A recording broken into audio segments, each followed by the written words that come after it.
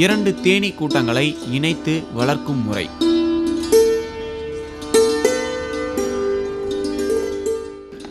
அதிக தேன் உற்பத்திக்கு அதிக தேன் எண்ணிக்கை அவசியமானதாகும். பெட்டியை திறந்து பார்க்கும்போது தேனீயறை முழுவதும் தேனீக்களால் நிறைந்து காணப்பட வேண்டும்.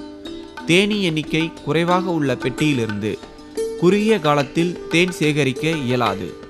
இந்த நிலையில் தேனீக்களின் எண்ணிக்கையை சரி செய்ய 2 கூட்டங்களை இணைப்பது அவசியமாகும். ஒவ்வொரு தேன் குடும்பத்திற்கும் தனிப்பட்ட வாசனை உண்டு. எந்த பெட்டியில் ராணி தேனீயின் நடவடிக்கை நன்றாக உள்ளது என்பதை கண்டறிய வேண்டும். பெட்டிகளை சேர்க்கும் முன்னதாக சிறிய அளவு புகையை பயன்படுத்த வேண்டும்.